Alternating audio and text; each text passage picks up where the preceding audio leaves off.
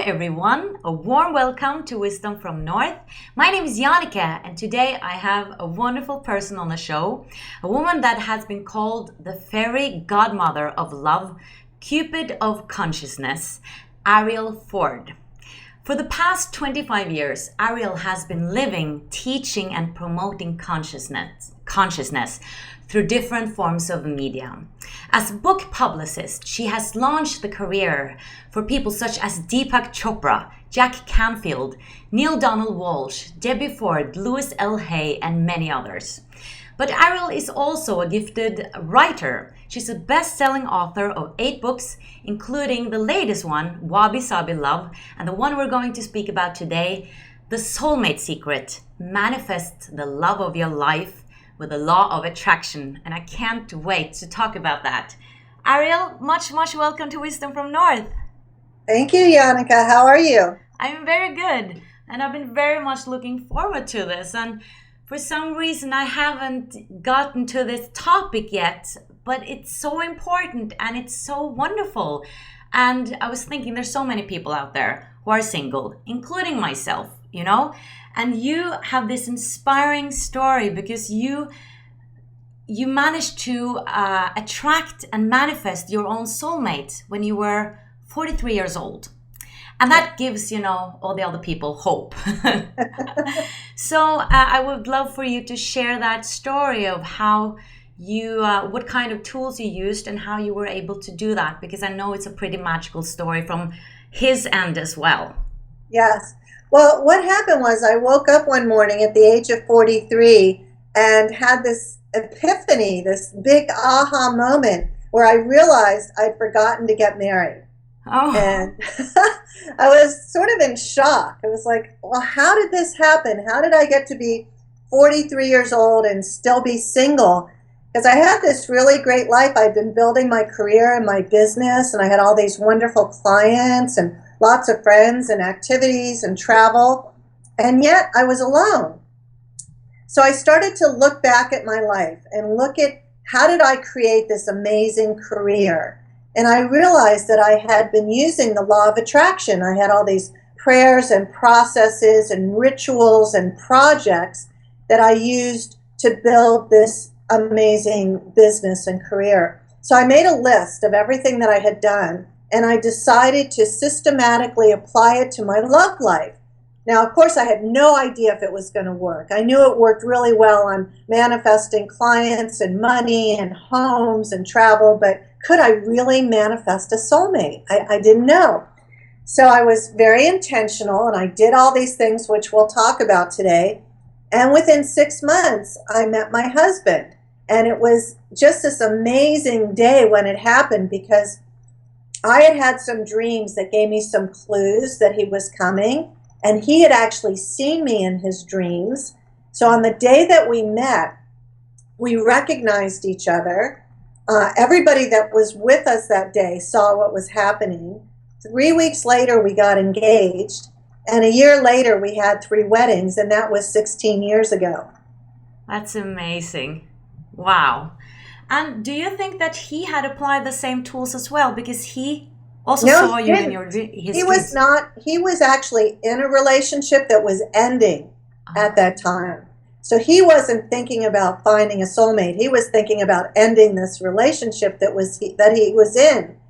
But as the day came closer and closer to when we were actually going to meet in the physical world, he started seeing me in his dreams. But it was my intention, not his, that I know about, And as we later found out, it was really a big role of destiny. We had an astrologer look at our 2 charts, and the astrologer said that it was the clearest indication of a fated relationship he'd ever seen. Wow. And on the day that he looked at our charts, he predicted we'd get married.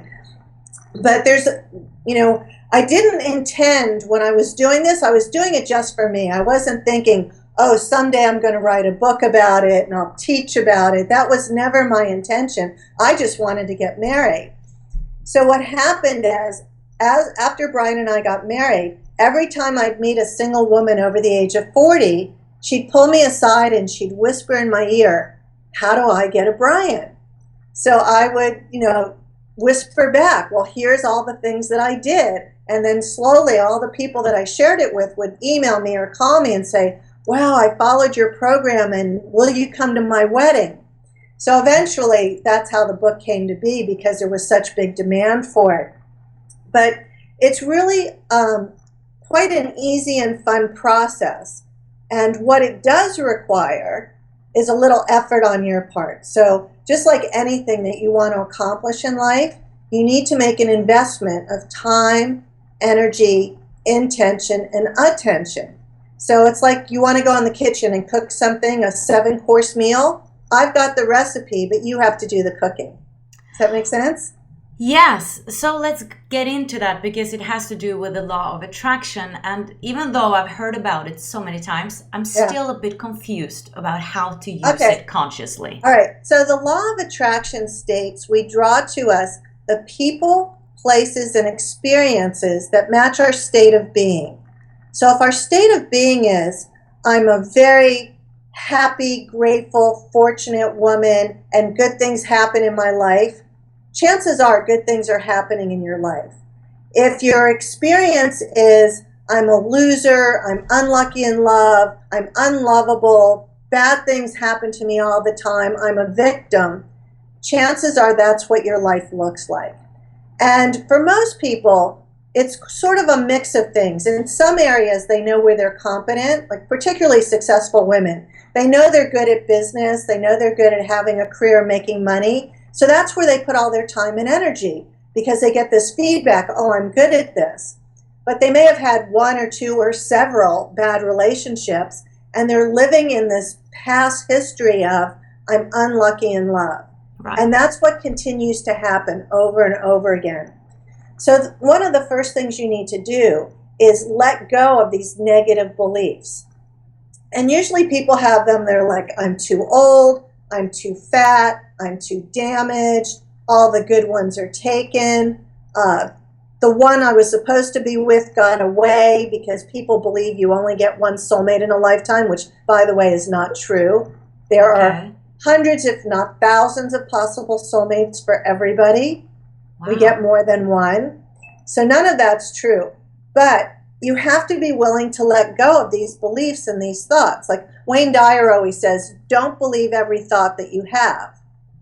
Right, but thought is one thing, but the beliefs are so deep down in your system that you don't even know that you have them. Right. So that's why you have to get to know yourself. You have to really look and see, you know, if I said to you, why are you single? What would you say back to me? There's so many answers to that. It can be so many reasons. Give me just one.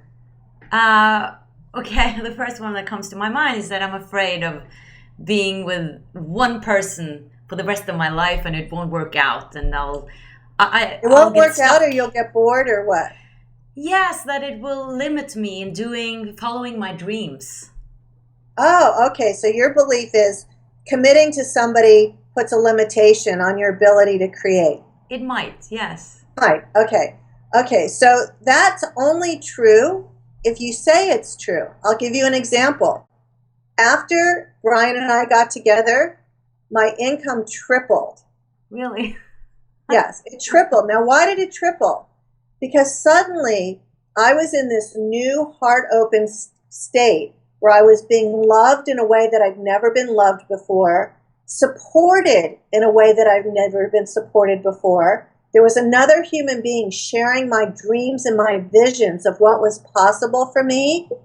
And the duplication of my own energy with his energy spontaneously created more. Wow. More good in my life. Well, that's amazing. That's what we want, right? Right? So, so would you be willing to challenge your own beliefs? Oh, yes. Yes. Yeah. And almost all of my friends that are successful business women, once they meet their soulmate, the same thing happens. So it's not a limitation. It's just this idea that some part of you grabbed onto that said, oh, I can't have it all. I can't be successful and be loved at the same time.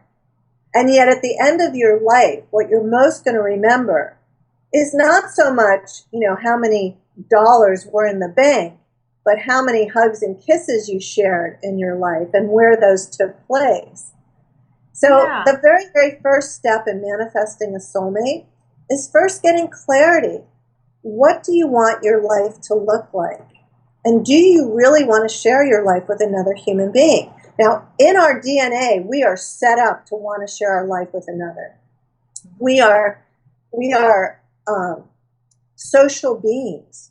We don't really want to be alone. We want to be with other people. We want to commune with other people.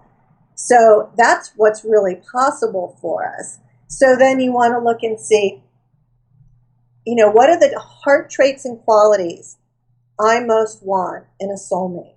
So for me, the number one important quality for me was generosity.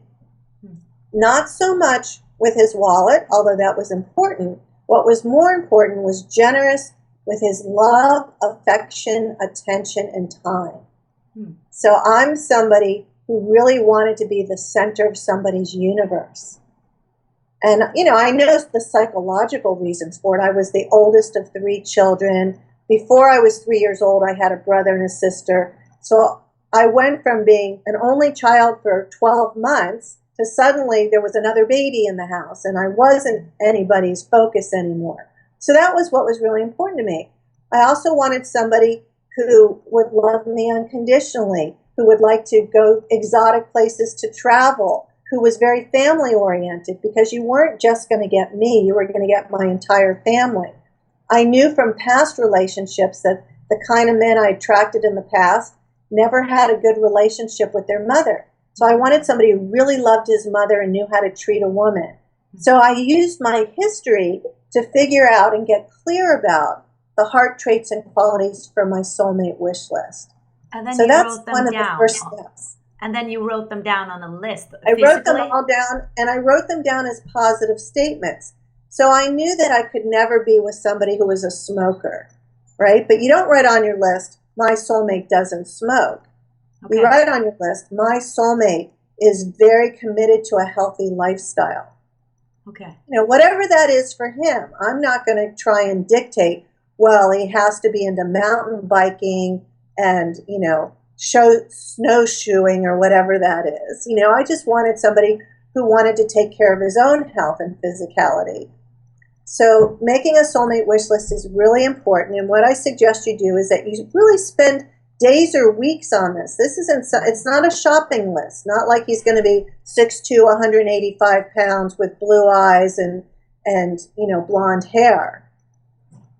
Because what you want to do is make this list and then ask yourself after you write each thing down, will this contribute to my long-term happiness? Okay. That's the number one question to ask yourself. So does height and weight and eye color really contribute to your long-term happiness?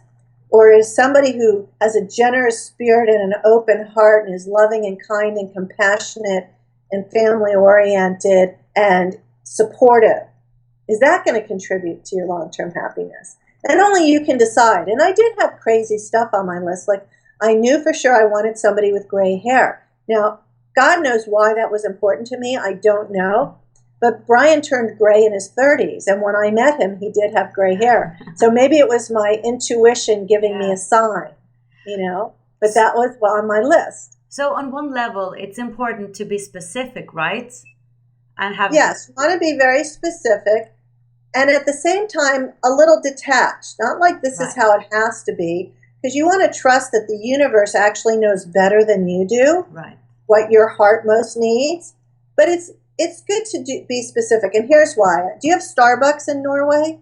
Yes, we just got it. Okay, all right. So you know that when you walk into Starbucks and you tell them I want a grande latte, half decaf with vanilla syrup and extra foam, you give them that specific order. You know that in 3 minutes they're going to hand you this perfect cup of coffee, right? But if you walked into Starbucks and you just said, I'm thirsty, they would look at you like you're crazy. So they would give you something, but it may not be what you need or what you want.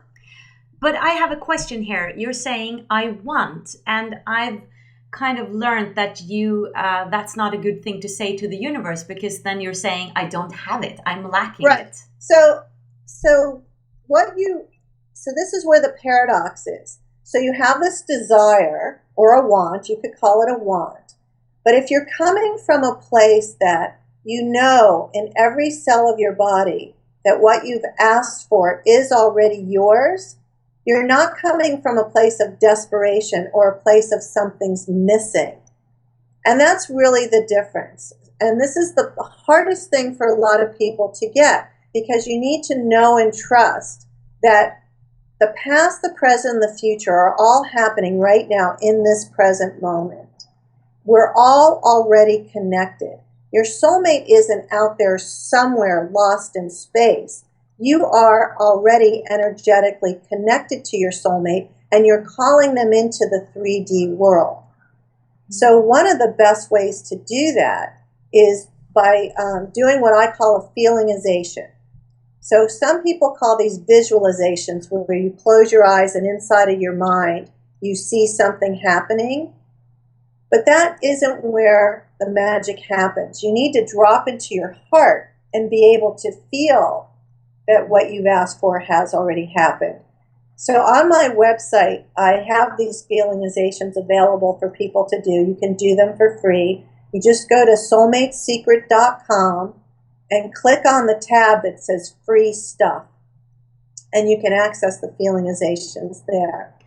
So that's the difference. So if you're in this state of, oh, I'm a loser, I'm no good at love, I really want love, but I can't have love, then all you're going to get is more of the feeling and the experience of wanting.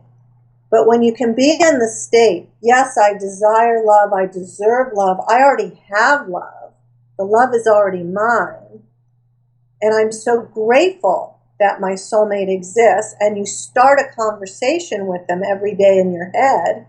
Oh, a conversation with your partner in a way? Yeah, okay. I did. I talked to Brian every day. I didn't know his name. I didn't know what he looked like. Really? But every day I would sit down in the late afternoon and meditate. Oh. And in my meditation, I would drop into my heart and I would talk to him. That's beautiful. And, most of the time I would just tell him about my day. And some days I would be kind of bitchy, and I'd say, well, where are you? Aren't you a little late? Can't you show up already? And just be playful with it. Yeah. So playful and detached. So kind of living as if. It's exactly living as if. That's what it is. It's living as if. So when you live as if, your behavior matches your belief. So some of the things I did to practice living as if was, every time I walked past a greeting card store, I would go in and I would buy my soulmate birthday cards, Valentine's Day cards, anniversary cards, I love you just because cards. And I had a huge stack of them because I was so certain he was on the way that I wanted to be prepared. I bought tickets to concerts and plays that were coming up in the future that we would go to. And so I was wearing beautiful lingerie to bed in case he knocked on the door in the middle of the night. I was living as if I was already with my soulmate. When I got invited to weddings and there was an RSVP card, I would check +1, which confused some of my friends. They would call me and they'd say, well, I didn't know you were seeing anybody. Who are you bringing? And I was like, I don't have his name yet, but save a seat for him. That's living as if. And this works for everyone, even though you have wounds and... Well, here's the thing. We all have wounds. People live in this belief system that we need to be perfect before we can manifest a soulmate. And what they don't realize is there's nothing more healing to your psyche than being with your soulmate. Right. So you're not perfect now. You're never going to be perfect. Your soulmate isn't going to love you any more or any less if you weigh 10 pounds or 20 pounds more than you think you should. They're going to love you for who you are and for your soul. So, what you want to do is start loving yourself a little bit more and realizing how lovable you are and how much fun life is going to be when you're with your soulmate and you can give to them and they can give to you. So you spent a lot of time doing this.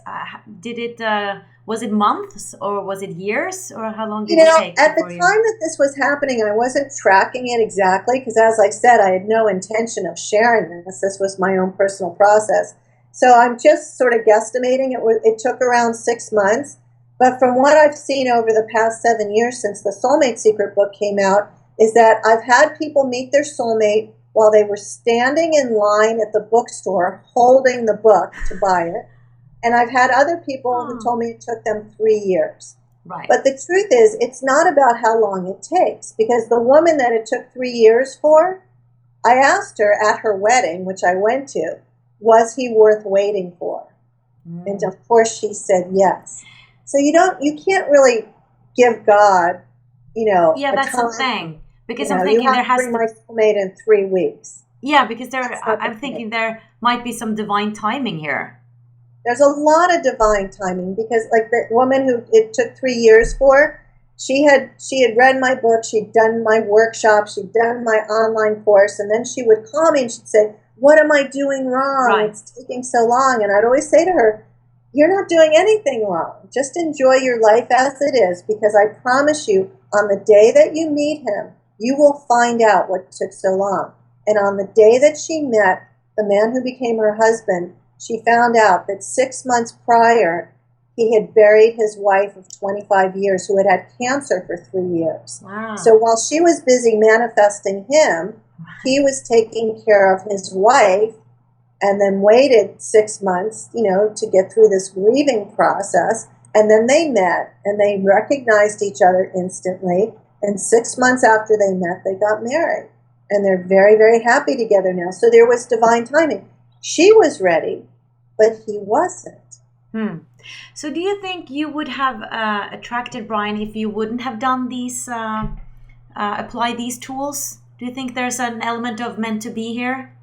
Well, I think in our case there was, because we've had many lifetimes together, but I'm not sure. In fact, I'm pretty sure that I would not have, had I not done this process, I wouldn't have been ready and I wouldn't have recognized him. Because when I saw him, and part of me said, "Oh, that's him," the other part of me said, "Oh, he's not your type." Oh. But because I had gotten so many other clues, and he did match up with my soulmate wish list, which was really important that I got clear about, because he was so different from all the bad relationships I had in the past, because I thought that on paper I needed something else. He was a total match. But, there's this interplay between fate and destiny and free will that is almost impossible to completely understand, or isn't really knowable. But what I do know for sure is that the law of attraction is always working, whether you're aware of it or not. Just like the law of gravity is always working, nothing changes. You can either use the law of attraction to your benefit, or you can allow your monkey mind, your crazy mind that has all these negative thoughts and feelings, to run your life for you. But you're always drawing to you that which you believe you deserve. So this is a difficult part of it, because it requires emotional maturity. It requires that we become conscious of our thoughts and our beliefs, and that we learn to manage those, because they are manageable. I have an entire toolkit of things that I use. I do EFT tapping. I use the Sedona method. I use the heart math techniques of heart lock-ins. So when I see my mind going in the wrong direction, or I'm having negative thoughts or experiences, I stop and I become aware and I become conscious, and I ask myself questions, and I use my toolkit to change my state of being. And then there are days when I choose not to change it. Like if I get really frazzled and I'm having an adrenaline rush, sometimes I choose just to go with the adrenaline rush, because I'm not perfect and I am human. But this is the part that, most people want it to be really easy. They want me to get out a magic wand and say, "Okay, poof, here's your soulmate." And really, it's your job to be open, willing, and available for your soulmate. But it's not your job to know when or how or where they're going to appear. I mean, it makes sense. When you work on yourself, you become more aware. You attract somebody who is likely or aware, and that you're kind of matching on the same level. And if you want someone great, I guess you have to work on yourself to become, the best version of you. And this is why the work that you do is so important, and making this work available to people in the way that you do, and why people should make an investment in their personal and their spiritual growth. Just like you wouldn't expect to be a brain surgeon without going to college and medical school and residency, right? You make a financial and a time investment to make that dream come true of being a brain surgeon. Well, it's the same thing with love or with a career or being a great parent. You need to make a time and a financial commitment to becoming a student of that which you say is most important to you. So what happens, particularly with a lot of women, is they say, oh yes, I'd love to meet my soulmate. And if it's meant to be, it will happen. Now that's as stupid as saying, oh, I just lost my job, and if it's meant to be for me to work, then I'll just sit here on my couch and the job will come find me.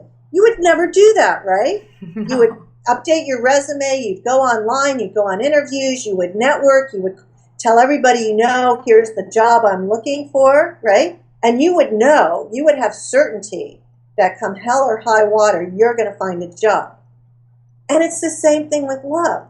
You can prepare yourself, you can prepare your home, you can let people know there are action steps you can take, there are attitude adjustments that you can do.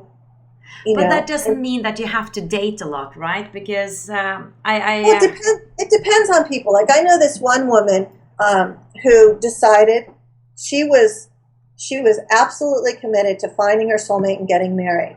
So she did online dating, and she went on 79 dates. Well, that's number exhausting. 80, it took her 2 years. Number 80 was the one. They just gave birth to their second child. She's never been happier. It's just like job interviews. Would you stop at job interview 78? No, you wouldn't stop, because you need a job. Just like you need air to breathe and water to drink, we need love. But do you really have to go on all these dates, or can you just meet them right away? Because I read that Well, it depends on the person. So there's no rules. I never enjoyed dating. And when I met Brian, online dating wasn't even an option. So part of my intention, and you have to remember, I already had 15 years experience of being a master manifester. So I don't know that beginners can do this. But part of my intention was that we would meet and recognize each other and skip the dating phase. And that's beautiful. So that can be done. And for many people, there's a good reason to date. Okay, so first you have to adjust your attitude about it. The other thing is that the person you're dating may not be the one, but they may be connected to the one. And this happened to my friend Heidi. So I fixed her up on a date with somebody. And she called me the next day and she said, now he's definitely not my type, but I could be friends with him. He's a really good guy. And I said, well, yes, he is a really good guy, or I wouldn't send him your way. Get to know him. That guy introduced her to her husband. I see your point. Yeah. So, and the other part of it is that you get to qualify people. Even though Brian and I got engaged 3 weeks after we met, we specifically didn't get married for another year, because even though in my heart I knew he was the one, by this time I was almost 44. I needed to be sure that he was who I thought he was. I already had substantial money in the bank, a home. I couldn't be careless about this and just say, oh, well, he's my soulmate. I love him. I needed to learn to respect him, to trust him, to see if we really were on the same page. Because all the great love and relationship experts say that you really need to know somebody for 12 months before you make this spend the rest of your life commitment, before you get married. You want to see them in different situations. Well, thank you so much. Where can people get a hold of you? Or okay. So my website, soulmatesecret.com. Sign up for my weekly newsletter. Give lots of free tips there. I'm also at facebook.com/Soulmate Secret. So I'm easy to find.